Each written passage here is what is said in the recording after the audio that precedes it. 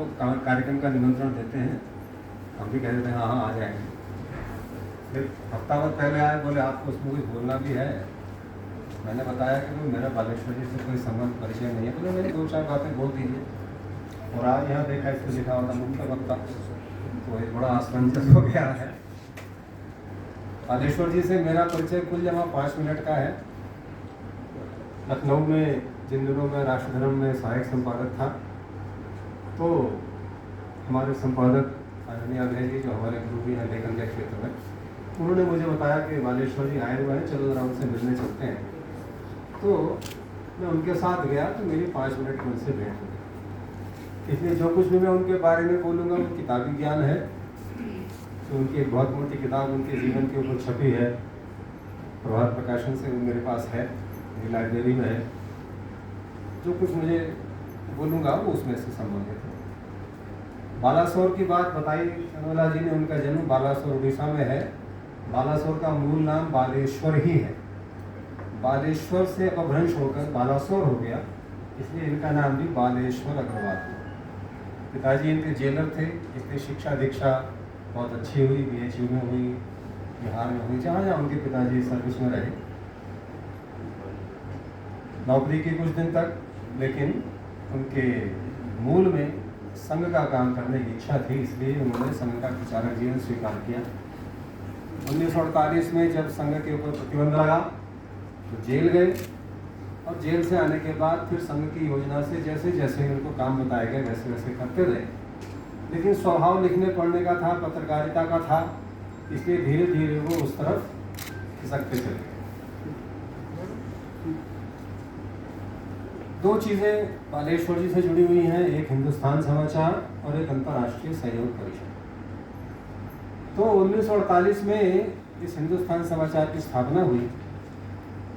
स्थापना इस कंसेप्ट से हुई कि आज़ादी से पहले भारतवर्ष में जितनी भी एजेंसीज, न्यूज़ एजेंसीज थी, वो सब अंग्रेज़ी की थी, और उससे बड़ी बात ये थी कि वो सब अंग्रेज़ी मानसिकता रखने वाली थी। इसलिए आज़ादी के बाद कुछ भारतीय भाषाओं में चलने वाली न्यूज़ एजेंसीज खुले, और जिनकी मानसिकता भारतीय हो, जो समाचारों को भारतीय दृष्टिकोण से देखें। इसके लिए संघ ने प्रयास किया और कुछ लोगों को इस काम में लगाया गया। उसमें एक प्रमुख नाम था श्री दादा साहब आप्टे, शिवराम शंकर आप्टे। बम्बई के रहने वाले थे वो, और बहुत बड़े वकील थे। बड़े इस नाते से आप समझेंगे कि एक समय वो जिन्ना के सहायक थे। तो आप समझ सकते हैं, जिन्ना भारत के टॉप मोस्ट बैरिस्टर्स में से थे। उस जिन्ना के सहायक के नाते दादा साहब आप्टे काम करते। सावरकर के घर में रहे वो 2 साल, इतना उनका सावरकर जी से ताल्लुकात थे। सावरकर ने उनको कहा कि समाचार के क्षेत्र में भारतीयता की स्थापना होनी चाहिए, तो 2 साल तक उन्होंने नाइट शिफ्ट में एक समाचार एजेंसी में काम किया। बहुत तड़क भड़क के साथ रहते थे, सूट पहनते थे, टाई लगाते थे, चुरुट पीते थे, हैट लगाते थे। लेकिन फिर जब उनके जीवन में संघ का प्रवेश हुआ, तो धीरे धीरे सब सारी बातें छूटती चली गई, और अल्टीमेटली उन्होंने संघ का प्रचारक जीवन स्वीकार किया। गुरु जी से बहुत अच्छे संबंध थे उनके, गोलवलकर जी से। तो गुरु जी ने उनको फिर प्रेरित किया कि ऐसी एक न्यूज़ एजेंसी बनाओ, और उसमें फिर जो 3-4 लोगों की टीम बनाई गई, उसमें दादा साहब आप्टे के साथ बालेश्वर अग्रवाल थे, एक बापूराव लेले थे, और एक नारायण राव तरटे थे। नारायण तरटे वो व्यक्ति थे जिन्होंने ग्वालियर में अटल बिहारी वाजपेयी को संसद बनाया था। मैंने दर्शन किए हैं तरटे जी के। बापूराव लेले दिल्ली रहते थे, और उनको साइकिल वाले पत्रकार कहा जाता था, क्योंकि साधन नहीं थे, पैसा नहीं था, नए सिरे से जीरो से काम शुरू हुआ था। तो वो साइकिल पर ही दिल्ली भर में घूमते थे, संसद भवन के पास रहते थे, वहीं उनको एक फ्लैट मिला हुआ था। तो वहाँ से तरटे जी कलकत्ता बैठते थे, आप्टे जी बम्बई बैठते थे, घूमते रहते थे लोग, बालेश्वर जी दिल्ली बैठते थे। तो ऐसे इन 3-4 लोगों ने मिलकर, और ये हिंदुस्तान समाचार, Hindustan TH not T, Hindustan नहीं, हिंदुस्तान समाचार समिति का गठन किया। और एक विशेष बात ये रही कि इसको उन्होंने सहकारी संस्था का रूप दिया, सहकारी समिति का रूप दिया। धीरे धीरे ये सहकारिता के कारण से, और सबसे बड़ी बात थी ये कि इसमें जो 3-4 इसके मुखिया लोग थे वो प्रोफेशनल लोग नहीं थे, वो सब संघ के प्रचारक थे। पैसा नहीं था लेकिन समर्पण मन में बहुत था, काम करने की लगन बहुत थी। इसके कारण से धीरे धीरे ये एजेंसी आगे बढ़ती चली गई और फिर कांग्रेस की निगाहों में ये खटकने लगी। तो इंदिरा गांधी ने 1966 में एक नई न्यूज एजेंसी बनाई जिसका नाम था समाचार भारती। इनका नंबर है, ये न्यूज एजेंसी शुद्ध कांग्रेसी थी, सरकारी सपोर्ट पे चलती थी। इसका एक ही उद्देश्य था कि किसी तरीके से हिंदुस्तान समाचार को खत्म किया जाए, लेकिन एक तरफ पैसा था, एक तरफ समर्पण था। तो आप समझ सकते हैं कि जीत किसकी होती है, और हिंदुस्तान समाचार आगे बढ़ती चली गई। फिर इसके बाद मौका लगा इंदिरा गांधी को, जब उसने 1975 में इमरजेंसी लगाई, तो उस समय जितनी भी संस्थाएं थी, पीटीआई, यूएनआई, समाचार भारती और हिंदुस्तान समाचार, इन चारों को मिलाकर एक सरकारी संस्था बना दी गई जिसका नाम था समाचार।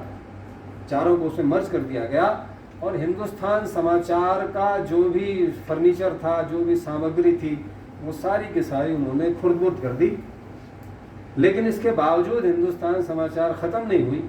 2 साल बाद 77 में इंदिरा गांधी फिर हार गई, फिर से संस्था खड़ी हो गई।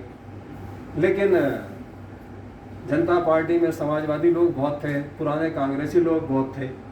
उनकी आपसी लड़ाई में फिर से 1980 में इंदिरा गांधी आई और उसने फिर इसके ऊपर एक प्रशासक बैठा दिया। एक सुभाष यादव नाम के कांग्रेस एमपी थे, उनको कहा गया कि इस संस्था को ख़त्म करना है किसी तरीके से। उनको बैठाया इसीलिए गया था, और उन्होंने 1-1.5 साल के अंदर फिर कोशिश की और काफ़ी कुछ खुर्द-बुर्द इस संस्था को कर डाला। यद्यपि मरी फिर भी नहीं वो संस्था। समाचार भारती आज नहीं है, वो मर चुकी, लेकिन हिंदुस्तान समाचार आज भी है। तो इसके बाद बालेश्वर जी उससे हट गए, अलग हो गए, और उन्होंने अंतर्राष्ट्रीय सहयोग परिषद में काम करना शुरू किया। दादा साहब आप्टे को 1964 में विश्व हिंदू परिषद के संस्थापक महासचिव की जिम्मेवारी दी गई। बालेश्वर जी का और दादा साहब आप्टे का हिंदुस्तान समाचार में जो एक बहुत बड़ा योगदान है, उस समय तक इंटरनेट था नहीं, टेलीफोन से बोल बोल के समाचार दिए जाते थे, और एक चीज़ होती थी जिसको कहते थे टेली प्रिंटर। शायद पुराने लोगों में कुछ ने देखा होगा, अगर दिल्ली में बैठ के टाइप कर रहे हैं तो उस टेली प्रिंटर का जहाँ जहाँ कनेक्शन है देश भर में, वहाँ भी वो टाइप खटखट खटखट होता रहता था, और उस टेली प्रिंटर से ही समाचार जाते थे। लेकिन वो टेली प्रिंटर अंग्रेजी में होता था, तो इसलिए उसका भारतीय भाषाओं में अनुवाद करना पड़ता। टेली प्रिंटर का महत्व कितना ज़्यादा था इस बात से समझ सकते हैं कि जब 12 मई 1975 को इलाहाबाद हाई कोर्ट में इंदिरा गांधी के चुनाव के विपरीत निर्णय हुआ, तो पीएमओ के अंदर भी लोग टेली प्रिंटर के सामने बैठे हुए थे सुबह से कि आज क्या होने वाला, इतना उसका महत्व। लेकिन वो टेली प्रिंटर चूंकि अंग्रेजी में चलता था, अंग्रेजी में समाचार जाते थे, वहाँ से कागज़ फाड़ के संपादक की मेज पे दिया जाता था, और उसके बाद फिर उसका हिंदी में या अदर भाषाओं में अनुवाद होता। तो हिंदुस्तान समाचार की स्थापना इसीलिए हुई थी कि भाई ये अंग्रेजी मानसिकता खत्म हो, हिंदी और अन्य भारतीय भाषाओं का उद्धार हो, विकास हो, उत्थान हो। तो बालेश्वर जी और इन सब लोगों ने मिलकर हिंदी टेली प्रिंटर की स्थापना की, आविष्कार किया। हिंदी टेली प्रिंटर के आविष्कार का श्रेय बालेश्वर जी, चूँकि खुद एक इंजीनियर थे, इसलिए उन्होंने उसमें दिमाग लगाया, टाइम लगाया, और अल्टीमेटली भारत में हिंदी टेली प्रिंटर की शुरुआत हुई 1954 में। और उस हिंदी टेली प्रिंटर का उद्घाटन किसने किया? तो पटना में राजऋषि पुरुषोत्तम दास टंडन और दिल्ली में बाबू जगजीवन राम, दोनों को आगे चल के भारत रत्न मिला। दोनों कांग्रेसी थे। उन दोनों कांग्रेसियों को साधने का काम करना था संघ का एक प्रचारक। आप सोचिए, एक पलड़ा इधर कांग्रेस का, इधर पलड़ा कांग्रेस का, दोनों कांग्रेस के महारथी। टंडन जी कांग्रेस के अध्यक्ष रह चुके थे, बहुत हिंदी प्रेमी थे। संविधान सभा में उन्होंने हिंदी के लिए नेहरू के विरोध में लड़ाई लड़ी, और अल्टीमेटली उनका नेहरू से इतना विरोध हो गया कि जब वो अध्यक्ष बने तो उन्होंने फिर कांग्रेस का से इस्तीफा दे दिया, क्योंकि उनको लग रहा था कि नेहरू के सामने क्या लड़ना। जैसे एक ज़माने में गांधी जी के विरोध के कारण सुभाष चंद्र बोस ने इस्तीफा दिया था कांग्रेस से, ऐसे ही टंडन जी ने भी कांग्रेस से इस्तीफा दिया था। लेकिन हिंदी प्रेमी बहुत ज़्यादा थे, हिंदी के लिए वो पार्टी के अंदर लड़ने को तैयार थे, पार्टी के बाहर लड़ने को तैयार थे। इसलिए दोनों को साध कर ये जो हिंदी टेलीप्रिंटर हुआ, इसकी स्थापना 1954 में। तो हिंदुस्तान समाचार की कहानी लंबी है, आज भी हिंदुस्तान समाचार चल रहा है, बहुत सारे उतार चढ़ाव आज के जीवन में आए हैं, लेकिन जिंदा है, चल रहा है। देहरादून में भी उसका ऑफिस है, ब्यूरो चीफ है यहाँ पर उसका, और सब तरीके से धीरे धीरे वो संस्था सबल हो रही है। ये तो हिंदुस्तान समाचार की कहानी। जहाँ तक अंतर्राष्ट्रीय सहयोग परिषद की बात है, थोड़ा सा चंदोला जी ने बताया, मुझे उसकी ज़्यादा जानकारी नहीं है, लेकिन बालेश्वर जी के संबंध, जब वो समाचार एजेंसी का काम करते थे तो उसके कारण से दुनिया के कई देशों में उनका जाना हुआ। दादा साहब आप्टे का भी जाना हुआ। दादा साहब आप्टे फिर आगे चल के विश्व हिंदू परिषद में चले गए, और इन्होंने बालेश्वर जी ने इमरजेंसी में फिर ये अंतर्राष्ट्रीय सहयोग परिषद नामक संस्था बनाई। इस संस्था का महत्व इस बात से समझा जा सकता है कि राजदूतों से भी ज़्यादा महत्व, ज़्यादा मान सम्मान और बालेश्वर जी को उन देशों में मिलता था। इसलिए जब दिल्ली में प्रवासी भवन की स्थापना हुई 2003 में, तो उसका शिलान्यास अटल बिहारी वाजपेयी ने किया, और जब 2009 में उसका उद्घाटन हुआ तो उसका उद्घाटन करने के लिए मॉरिशस के राज्य प्रमुख, राष्ट्रपति जो भी कहते हैं उनको, अनिरुद्ध जगन्नाथ आए। तो इतना बालेश्वर जी ने अंतर्राष्ट्रीय सहयोग परिषद के माध्यम से दुनिया भर में भारत के जहाँ जहाँ भारतवासी लोग, जैसा बताया आपने कि प्रवासी भवन आजकल 9 जनवरी को मनाया जाता है।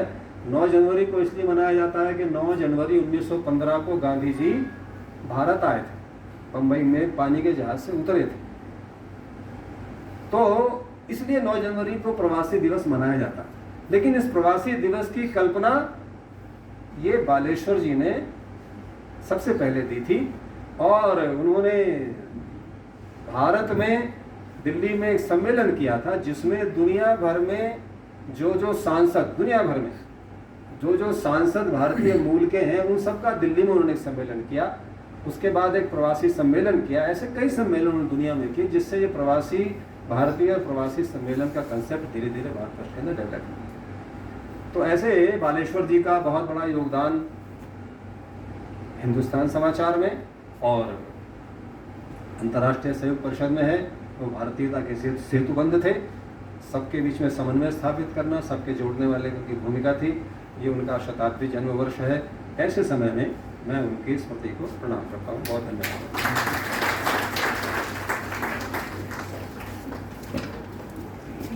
धन्यवाद अग्रवाल जी।